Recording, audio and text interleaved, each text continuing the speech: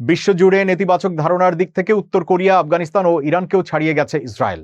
বৈশ্বিক জনমত গবেষণা প্রতিষ্ঠান নিরা ডেটার প্রকাশিত 2026 সালের গণতন্ত্র ও দেশ ভাবমূর্তি বিষয়ক এক বৈশ্বিক জরিপে বর্তমানে ইসরায়েল বিশ্বের সবচেয়ে অপছন্দের দেশ হিসেবে উঠে এসেছে।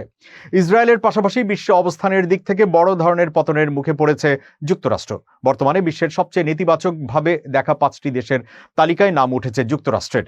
বিপরীতে সবচেয়ে ইতিবাচক রাষ্ট্র হিসেবে তালিকায় নাম এসেছে সুইজারল্যান্ড, কানাডা, জাপান, সুইডেন ও ইতালির। গ্লোবাল কান্ট্রি পারসেপশনস 2026 শীর্ষক এই র্যাঙ্কিং তৈরিতে 46,667 জন উত্তরদাতার মতামত নেওয়া হয়েছে।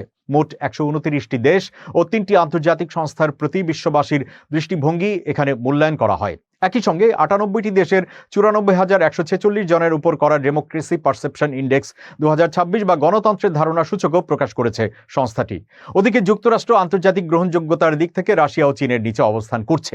2024 সালে যুক্তরাষ্ট্রের নিট পারসেপশন স্কোর যেখানে ছিল +22%, 2026 সালে তা নেমে দাঁড়িয়েছে -16%। অর্থাৎ মাত্র 2 বছরের ব্যবধানে দেশটির অবস্থানের 38 পয়েন্ট অবনতি হয়েছে। জরিপ সংস্থাটির মতে এটি বিশ্বের বৃহত্তম বার্ষিক গণতান্ত্রিক জরিপ। এখানে বিশেষজ্ঞদের বদলে সরাসরি সাধারণ নাগরিকদের মতামত নেওয়া হয়। গাজায় সামরিক অভিযানের পর থেকেই ইসরায়েলের প্রতি বৈশ্বিক জনমত তীব্রভাবে বিরোধী হয়ে ওঠে।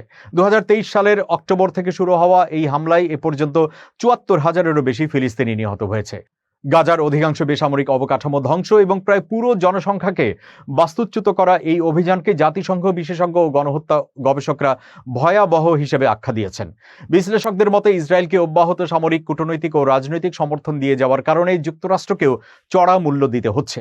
যুদ্ধাপরাধের প্রমাণ থাকার পরও জাতিসংঘে ইসরায়েলকে রক্ষা করা এবং অস্ত্র সরবরাহ চালিয়ে যাওয়ার বিষয়টি বিশ্ববাসীর কাছে যুক্তরাষ্ট্রের শক্তিকে দায়মুক্তি, দ্বিচারিতা এবং অস্থিতিশীলতা সৃষ্টিকারী যুদ্ধের সমর্থক হিসেবেই তুলে ধরছে।